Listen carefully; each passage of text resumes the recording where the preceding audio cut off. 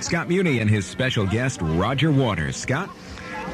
Roger Waters it is, and he is a special guest, and we've had a lot of wonderful people here, and the nice thing is we get to share it with the audience of people who, of course, love all of you guys, Roger, you know, and it's so good to get together with you here, as well as in New York when you get there, but it's we're at a different studio. We're at a different time, obviously, but we're in a different place. It's good to see you again. You're looking great. It's good to see you.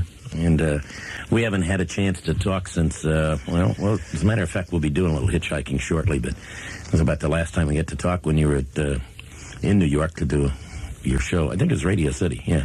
Radio City or Meadowlands, one or the other. Yeah, both. Oh, Clapton, yeah. Clapton played with you on one of them. Yeah, on one of them. Now, you know what? Can we do some phone calls in a little while, too? We are going to? You want me to give out the number now? Okay. Because we'll take some phone calls from some folks, and we've been doing that, and so we have a little touch with reality. It's 212-955-WNEW, 212-955-WNEW, and that'll be for pros and cons and other things, and we'll be talking to Roger Waters in just a moment. We'll get underway with some music. The art, yes, the pros and cons. We're at 102.7 WNEW-FM, and the hitchhike thing was so popular with everybody, I thought we'd start things off with that, right? And welcome Roger Waters to our show live in London. It is 3:30 in New York, and I guess that means it's about 8:30 in London town here. It's dark, and over there it's light and sunshiny, and in the 70s, but we had a nice day. The warmest day so far of the year, they said. Anyway, it was near 60 or something. We have a couple of calls, if you don't mind, Roger. Let's talk to some people. I don't mind at all. See what kind of questions they have. On the telephone, David is from New Rochelle. David? Yes. How you doing? Okay, good. How you doing? I got Roger right here to field a question, if you got one. All right. Roger, how you doing? I was just wondering if, how'd you come up with the wild idea for the pros and cons of hitchhiking? I mean, I've done a lot of hitchhiking just a dream. around. Just a dream one night. I've sort of forgotten about that, really, now, because that was a couple of years ago. But it was just a dream I had one night that made me think about all of that. That sounds good. All right, thank you. You're welcome. Thanks, David. All right, take care. Richard is on the line from New York. Hi, I'd like to say it's a pleasure to talk to Roger, who I've admired for so many years. Well, thank you. And you too, Scott. But I'd like to ask Roger what his relationship is with Dave Gilmour, if he still speaks to him. Yeah, I speak to him occasionally. Do you plan on playing with him again? I didn't catch it. Do I plan on playing with him again? Was that it? Do you think, Scott? That was it. There's a time delay on the phone, so it's hard to hear things sometimes. No, I don't think we'll be playing together again. No. And whatever happened to Sid Barrett? Do you still speak with him? No, I haven't spoken to him for a number of years. Well, thank you very much. It's a pleasure to speak with you. I've really enjoyed you for all these years. Okay, thank you. All right, Richard, one thing, too, and to everybody else listening, Sid has not actually been active in very many circles at all lately, so it'd be very difficult to talk to Sid, just in case you were wondering. And if that sounded like actually our friend Roger was being very polite, and you can say a prayer for Sid if you will, everybody. Scott So at 102.7 NEW-FM, and we have someone else on the line right now. Who's there? Frank from Westchester. Okay, Frank? Hi, Roger. Hi, Frank. How are you? Fine. I'm sure you're aware that other members of Pink Floyd have done solo projects in the recent time. Have you heard any of their material? And if you did, what do you think of it? You mean the solo things that the other guys have done? Yeah, that's it. I don't really want to talk about that. I'd talk about anything else, almost, in the world, but I really don't. I'm not very interested in talking about the whole Pink Floyd thing. I've left the band. I'm pursuing a solo career. I'm doing a lot of work on my own. I'm doing some film music. I'm making a new album. and I'm very excited about all the things that I'm doing. As far as I'm concerned, Pink Floyd is all finished. It's all behind me. My understanding is that there's a possibility that Dave Gilmour and Nick Mason may attempt to make a Pink Floyd record on their own. I wish them every success in that endeavour, but I'm not interested in it. Okay, buddy? Okay, thanks a lot, Roger. Okay. All right, thanks. And Mark is on the line from Middletown. Mark? Hi, Roger. Hi. I'd love to say I love your music. Thank you. And I was just wondering if you're planning on making any albums in the future. Yes, I am. I'm making, well, actually, I've finished making a bunch of demos now. And I've been searching the world for a producer for, how long is it, Peter? Nearly a year. For nearly a year now, and I've had a number of meetings with a number of people, and for one reason or another it hasn't worked out, and this hasn't happened and that hasn't happened. But I don't want to leap in and start making this record without finding the right person to collaborate with, because when I'm working I need to have somebody to fight with.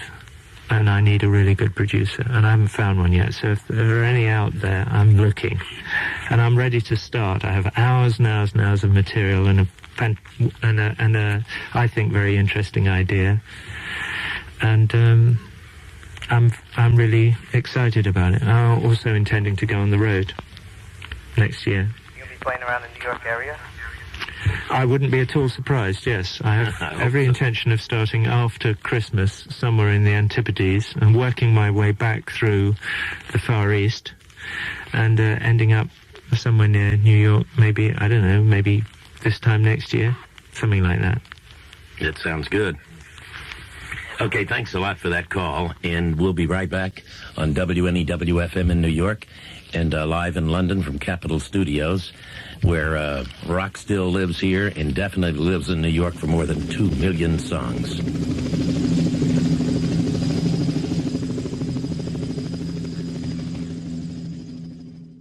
Thanks, Dennis, very much, and our special guest is Roger Waters.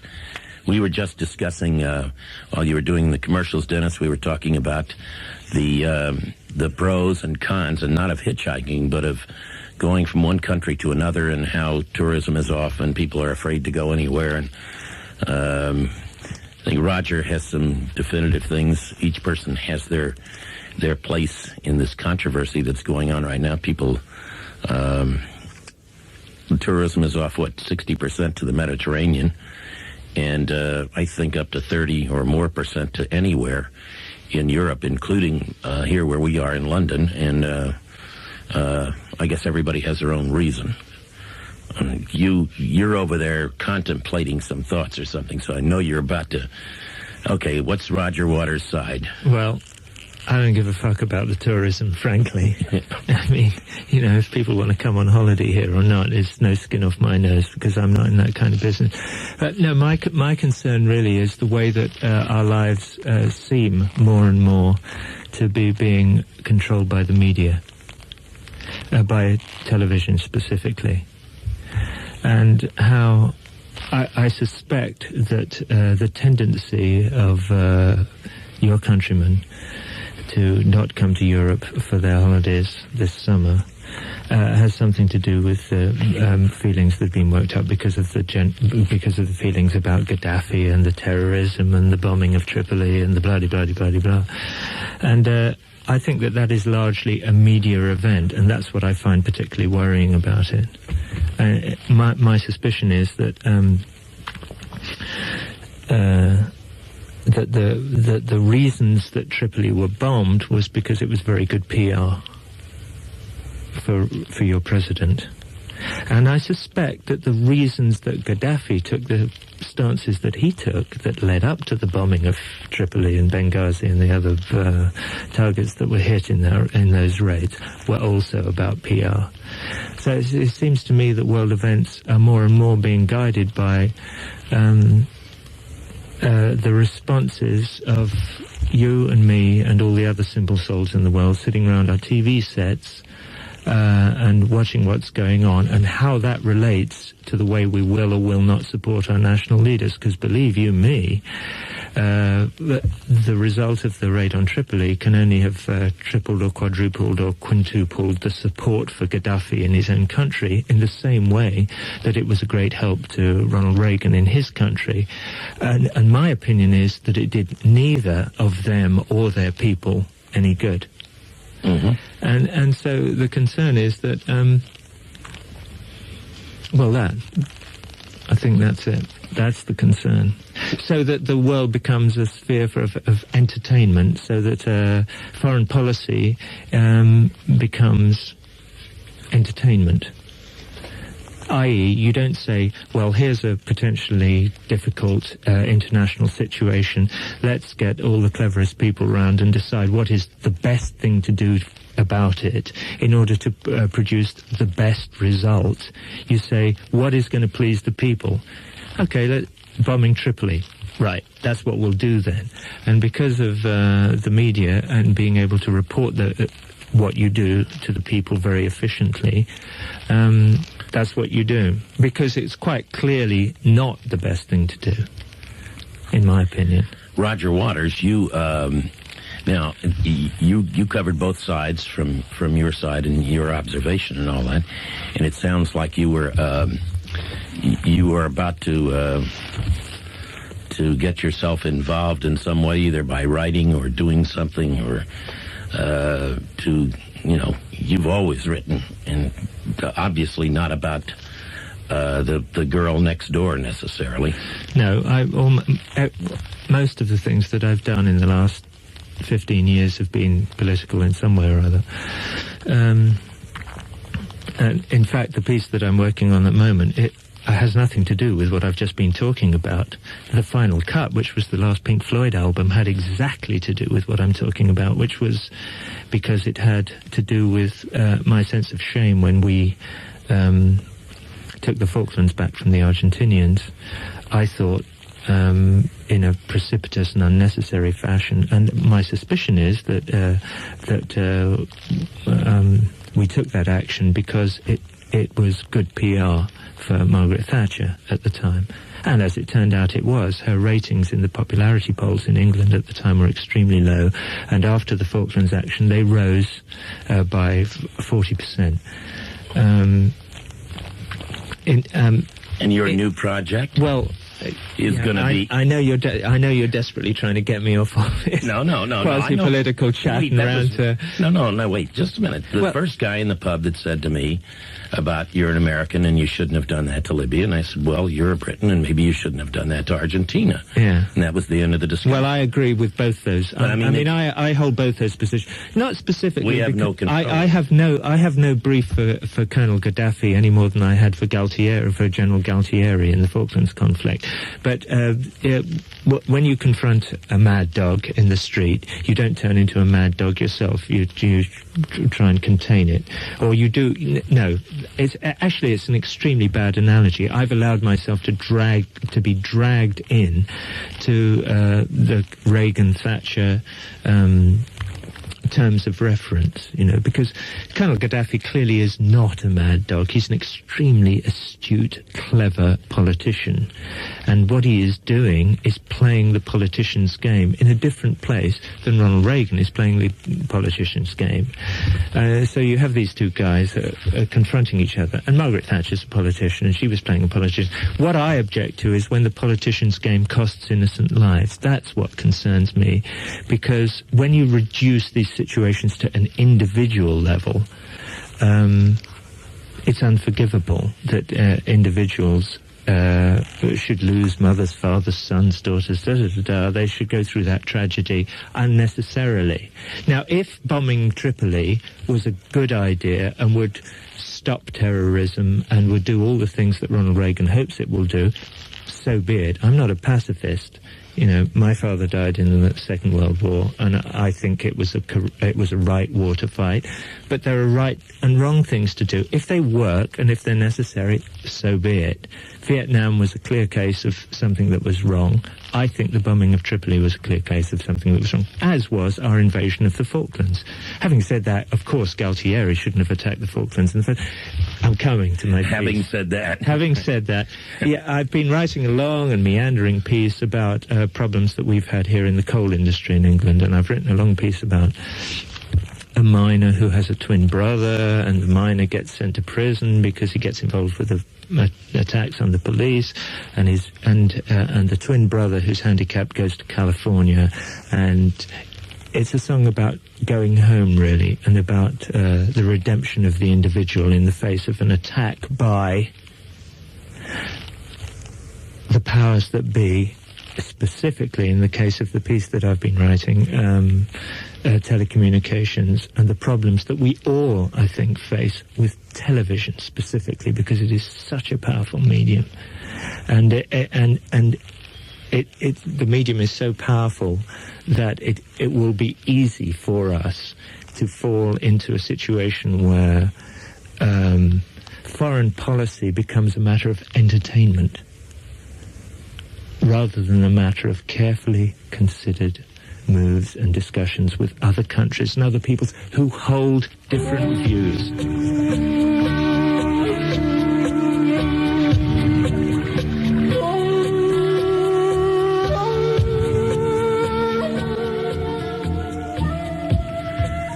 Roger, that is part of a new project, I assume. Well, no, that's just a demo of a song that is has something to do with the ideas that are behind the new project, and all that polemic at the end with that interestingly enough, the tape about Reagan and the Russians invading Afghanistan and blah blah blah is taken from an election advertisement that he had when he was running against Jimmy Carter, whenever it was, when he was first elected, which is kind of ironic when you listen to it played back now, and the little bit at the end about we would beseech President Reagan.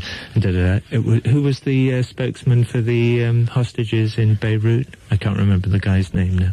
The hostages in Iran? The hostages in Beirut. The TWA. I can't remember the guy's name. No, Alan somebody or other, anyway. The polls showed that Mr. Carter lost to Mr. Reagan because of what happened in Iran, and because the people were held there for a year, and the one attempt to free them was aborted. Yeah. And that was the end of that. And that may speak for the American public, and I guess it does, because I think the people wanted those people out of there, and for some reason it just negotiations didn't work, because I don't think you negotiate with people who are angry, and they were angry. Well, that's much too simplistic a view to take of it all. You have to understand that the Crusades have been going on for nearly 1,000 years. Well, all wars are about some form of religion, and they have a different religion. That's absolutely right. What is dangerous for us is to take a short-term view of these episodes, and also what is extremely dangerous, as I said before, is to respond to religious and or ideological confrontations with a view to the entertainment value that we can derive from their exposure on national television, and the possibility that they will help or hinder us in elections in our democracies. What we should do more and more is to try and look to the cleverest and people that we have available to us to sort out the correct solution. Well, to those these aren't problems. Politicians, though, so we can't do that. This is the problem that all we Democrats face. All I'm saying is there's a problem. I don't want to go and live in Libya. And you don't want to live in Northern Ireland. And I don't want to live in Northern Ireland. Right, Mind you, Northern Ireland is an extremely beautiful country. I know. And I don't want to go and live in Russia. And I don't want to go but just because I'm criticizing the way that we behave. Why don't you come to New York and do a concert instead? Hey, shit, motherfucker, I'll be there, Jack. Thanks. Hey, Roger, you don't have to get that carried away, okay? Really. I'm extremely calm. And No, you're not. You're not calm at all. Let me speak to some more New Yorkers. Well, come over to New York and do it. You're cutting me off? Well, I've run over time. We've gone about 15 minutes over time, so that's all right. We have some people standing by, and we do have less than an hour left, but come back to New York and we'll carry on a second version, okay? I will. I thank you. I think your sound there, I hope you put that together as a project, because I think it would be very worthwhile. Well, thank you very much. And don't do just one, but carry it on. Do it as a story, okay? It's going to be a story, there's no question. All right, that was just a demo that you heard earlier. That's just a demo of one of my songs. But it will be produced, and it will be coming out as an album, in album form, as part of Roger Waters' new album. I'm going to make the station break in time at WNEW-FM in New York. We're going to have a few messages, and we'll be right back. We have Tears for Fears standing by in the wings right now. We're live in London. Scott Muni on WNEW-FM, New York.